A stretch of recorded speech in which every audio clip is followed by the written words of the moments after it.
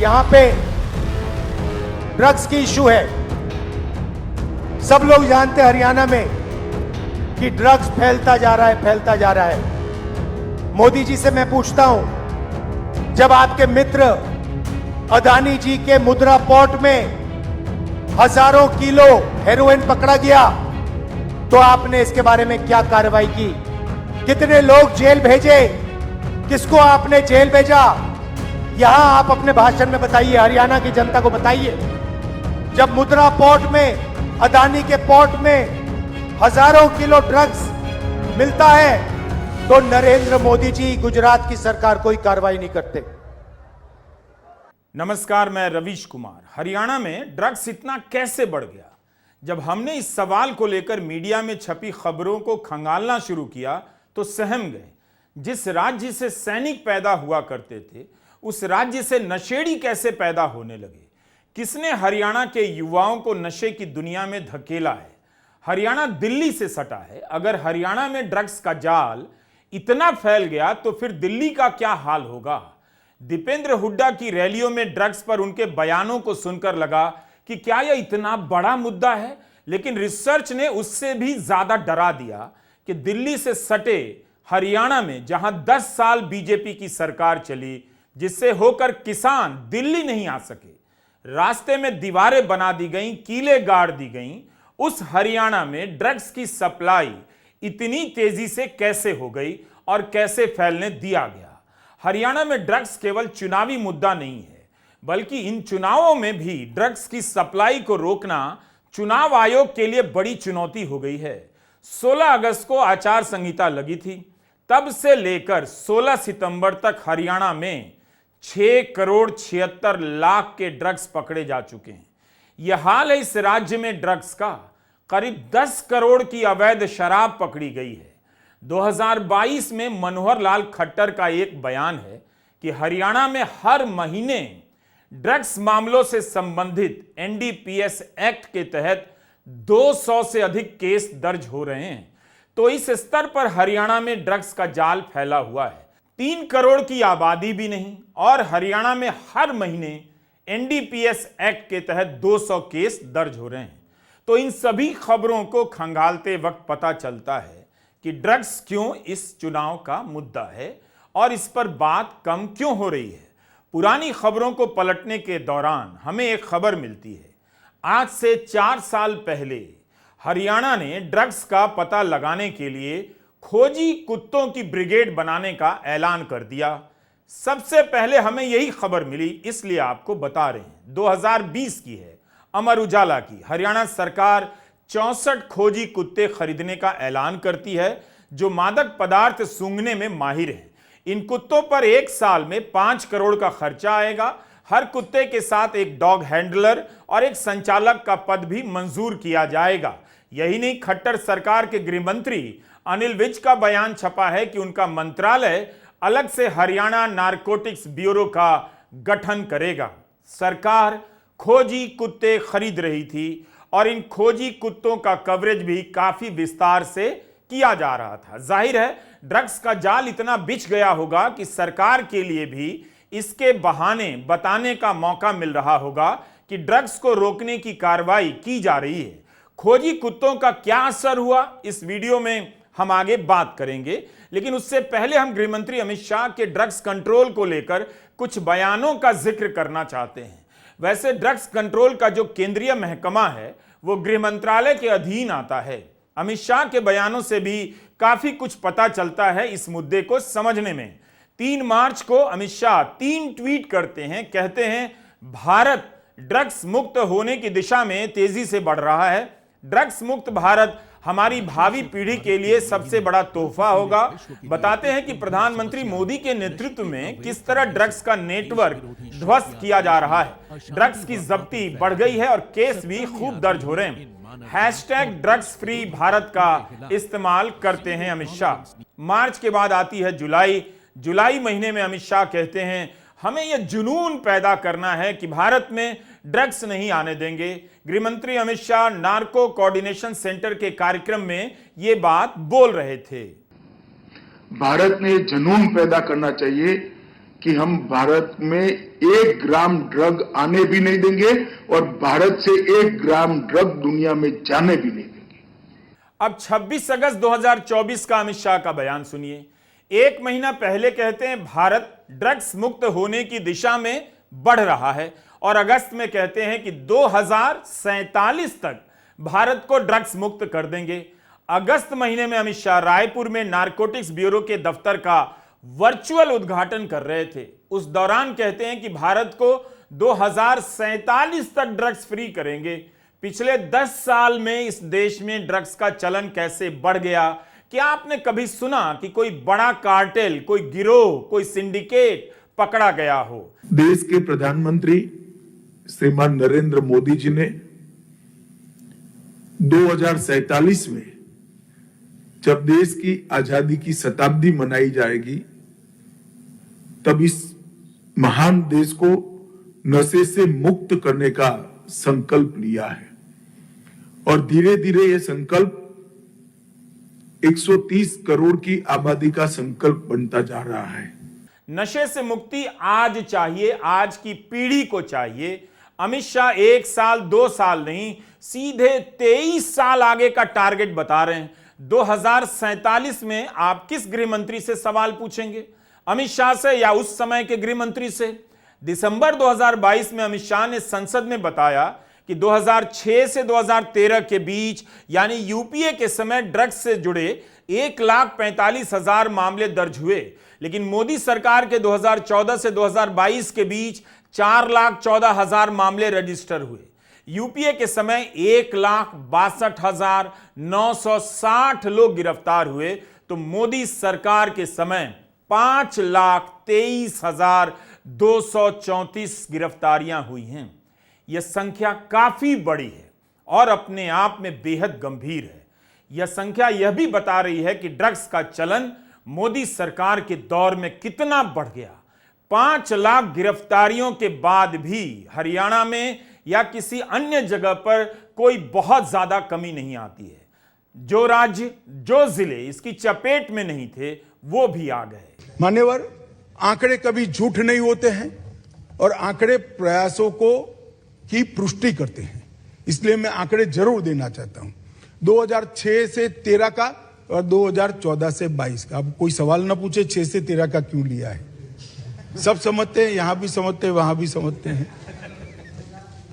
मान्यवर, 2006 से 13 में 22,45,000 किलो ड्रग पकड़े गए।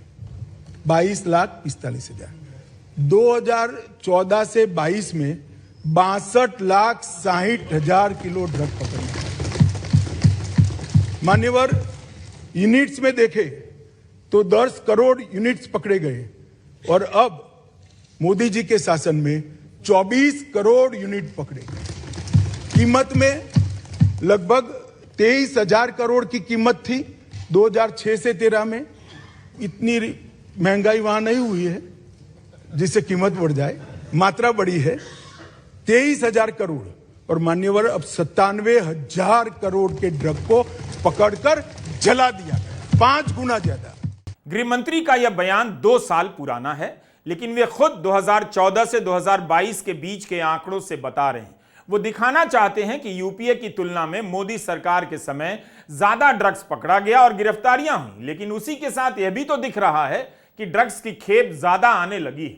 खबरें छपती भी हैं तो कितनी आसानी से गायब हो जाती हैं। हमारी कोशिश है कि इन खबरों को आपके सामने बार बार लाते रहें ताकि आप गृह मंत्री के दावों को ठीक से परख सकें। अमित शाह संसद में बयान देते हैं दिसंबर 2022 में, ठीक। अब अगस्त 2023 में इंडियन एक्सप्रेस में एक खबर छपती है, ध्यान से सुनिए। कश्मीर से खबर छपती है नवीद इकबाल की। कश्मीर पुलिस के डीजीपी ने नवीद इकबाल से कहा कि नशे की बीमारी कश्मीर में उग्रवाद से भी बड़ी समस्या बन चुकी है।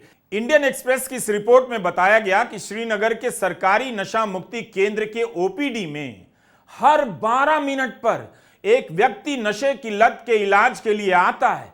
हर रोज 100 से अधिक मरीज यहां आते हैं। 90% मरीज 17 से 30 की उम्र के बीच के हैं। 2023 से पिछले साल के मुकाबले यह 75% की वृद्धि थी। एक साल में नशे की समस्या इतनी कैसे बढ़ गई? कश्मीर में चुनाव हो रहे हैं, गोदी मीडिया के लोग डल झील के पास सेट बनाकर इंटरव्यू कर रहे हैं।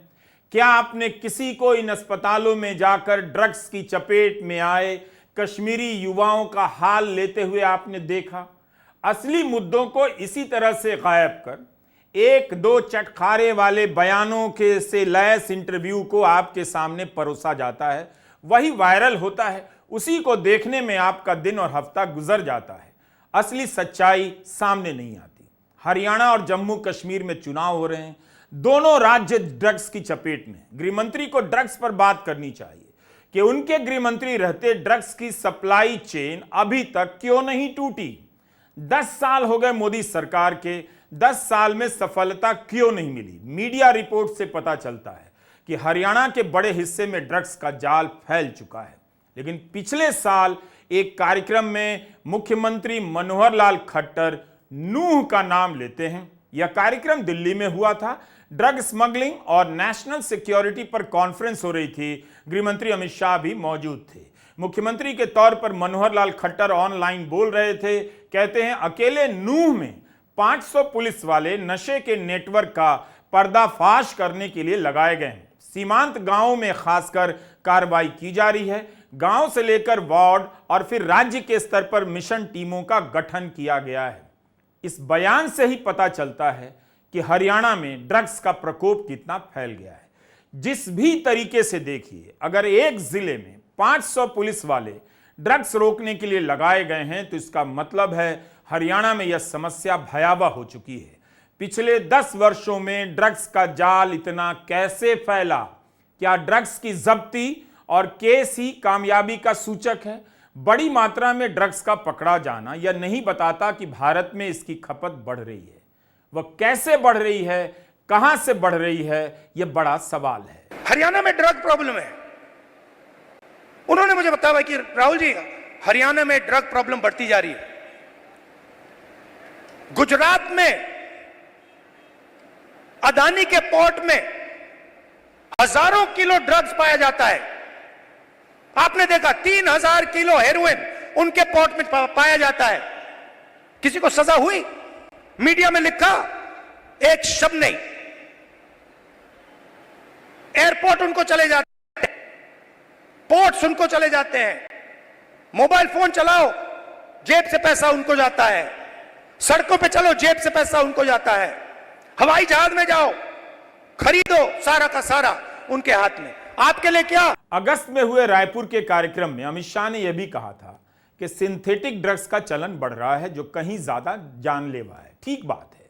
अमित शाह ने यह बात छत्तीसगढ़ के संदर्भ में कही कि वहां पर ड्रग्स फैल गया, लेकिन हरियाणा की खबरों को खंगालते वक्त पढ़ने को मिला कि इस राज्य में भी सिंथेटिक ड्रग्स का चलन बढ़ता जा रहा है। हरियाणा के युवा आज मर रहे हैं ड्रग्स से, और अमित शाह भारत को ड्रग्स मुक्त बनाएंगे 2047 तक। अब हम आते हैं हरियाणा में ड्रग्स से जुड़ी खबरों पर। हमने शुरू में बताया कि 64 खोजी कुत्ते खरीदे जाएंगे और उनके रख रखाव पर 1 साल में 5 करोड़ का खर्चा आएगा, इसका ऐलान हुआ था।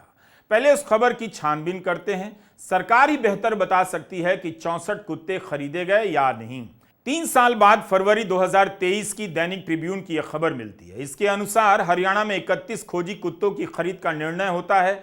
इसके लिए क्राइम ब्रांच ने बाकायदा विज्ञापन जारी किया। 16 लैब्राडोर और 15 जर्मन शेफर्ड नस्ल के कुत्ते का विज्ञापन दिया गया। 16 लैब्राडोर 2 आयु वर्ग के खरीदे जाएंगे, ऐसा कहा गया। हरियाणा में किसान दिल्ली तक ना आ सकें, इसके लिए कितनी दीवारें बना दी गई, ड्रोन से निगरानी की गई, गोलियां चल गईं, लेकिन सरकार खोजी कुत्तों की खरीद का विज्ञापन दे रही थी ड्रग्स पर कंट्रोल करने के लिए। जरूरी हिस्सा भी है कुत्ता, लेकिन वो ड्रग्स पर कंट्रोल क्यों नहीं कर पाई?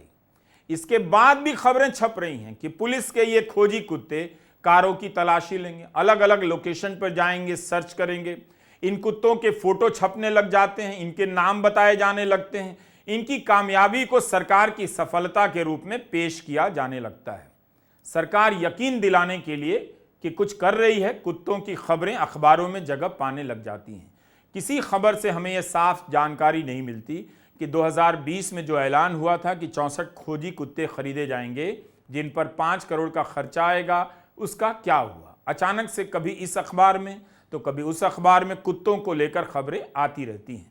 ट्रिब्यून की जैसे यह खबर देखिए, इस साल अप्रैल की है। लिखा है इन कुत्तों की वजह से हरियाणा नारकोटिक्स ब्यूरो को बहुत मदद मिल रही है। अप्रैल 2024 की रिपोर्ट के अनुसार 5 कुत्तों का जिक्र है, जबकि फरवरी 2020 में 64 कुत्तों के खरीदने का ऐलान हुआ था। 3 साल बाद 31 कुत्तों के लिए विज्ञापन आया। अप्रैल 2024 के ट्रिब्यून ने लिखा है कि इन 5 कुत्तों को सिरसा, हिसार, कुरुक्षेत्र और भिवानी में लगाया गया। इनके नाम दिए गए हैं बोल्ट, माइकल, चार्ली, सिम्बा और मार्शल। इस रिपोर्ट में लिखा है कि सिरसा के कुत्ता यूनिट की मदद से 1000 ग्राम गांजा, 21 ग्राम से अधिक हेरोइन, 3 किलो से अधिक अफीम और 25 किलो अफीम का छिलका बरामद किया गया। ऐसा लगता है कि हरियाणा सरकार ड्रग्स को रोकने के लिए कुत्ते खरीदने और ट्रेनिंग देने में ही लगी रही। हरियाणा पुलिस ने इस खबर को ट्वीट किया है कि रॉकी ने गुरुग्राम में 2 किलो से अधिक मैरिजुआना पकड़ा है। 13 जून को हरियाणा पुलिस ने ट्वीट किया है कि ड्रग्स के कारोबार में 5 महीनों के भीतर 2000 लोगों को गिरफ्तार किया गया। गुरुग्राम, पलवल, फरीदाबाद में ड्रग्स का हॉटस्पॉट बन गया है। इस ट्वीट के अनुसार इस साल के जून तक हरियाणा में 2000 लोग गिरफ्तार किए गए। हरियाणा पुलिस के ट्विटर हैंडल पर 2020 से 24 के बीच ड्रग्स के पकड़े जाने की खबर को जीत के रूप में दिखाया जाता है, लेकिन हर जब्ती से यही संकेत मिलता है कि प्रचलन पहले से ज्यादा बढ़ता जा रहा है। जब्ती और एफआईआर के बाद भी सप्लाई चेन ध्वस्त नहीं हो पा रही है। अप्रैल से जून 2020 के बीच हरियाणा पुलिस कई बार ट्वीट करती है कि कैथल, फतेहाबाद, हिसार, रोहतक, महेंद्रगढ़, भिवानी, जींद, नूह, कहीं से गांजा, स्मैक तो कहीं से हेरोइन तो कहीं से डोडा पोस्ट पकड़े जाने की सूचना बताई जाती है। पुलिस बताती है कि 2020 के पहले 6 महीने में 11.5 टन नशे की चीजें पकड़ी गई हैं। 1343 केस दर्ज हुए हैं, 1821 गिरफ्तारियां हुई हैं। 4 साल बाद यानी इस साल के ट्वीट देखिए हरियाणा पुलिस की।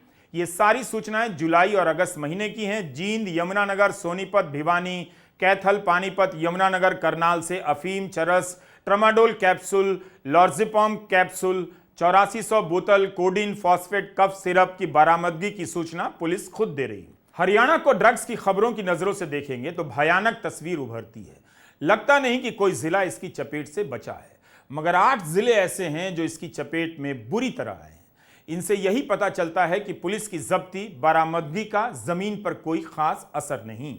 मार्च 2024 की इप्सिता पति की रिपोर्ट बताती है कि 5 साल में ड्रग्स से जुड़े करीब 87% मामले केवल 8 जिलों में दर्ज किए गए और ये जिले हैं सिरसा, फतेहाबाद, पंचकुला, अंबाला, यमुनानगर, कुरुक्षेत्र, कैथल और हिसार। इन 8 जिलों से नशे की चपेट में आ चुके करीब 13 लाख लोगों ने अस्पतालों की ओपीडी में डॉक्टरों की मदद ली। सबसे अधिक 9 लाख केस सिरसा में दर्ज हुए। 5 साल में राज्य के 60% केस यहीं से आए। इस रिपोर्ट में स्वास्थ्य अधिकारियों ने माना है कि रास्ते में गाड़ियों की चेकिंग ठीक से नहीं हो रही। यह अप्रैल 2023 का अमर उजाला है। इसके अनुसार हरियाणा में ड्रग्स की सप्लाई 18% बढ़ गई है। हर साल 40 से 50 युवा ड्रग्स के आदी होकर मर रहे हैं। लिखा है कि हरियाणा के 22 में से 10 जिले नशे की चपेट में हैं। 2022 में 84 युवाओं की नशे की लत से मौत हो गई। मीडिया रिपोर्ट में दर्ज हुए मामलों और गिरफ्तारियों की संख्या अलग अलग बताई गई है। पिछले साल मनोहर लाल खट्टर ने पुलिस प्रमुखों के सम्मेलन में कहा कि राज्य में 6000 लोग गिरफ्तार हुए, 3824 एफआईआर हुई, 46 करोड़ की संपत्तियां कुर्क की गईं।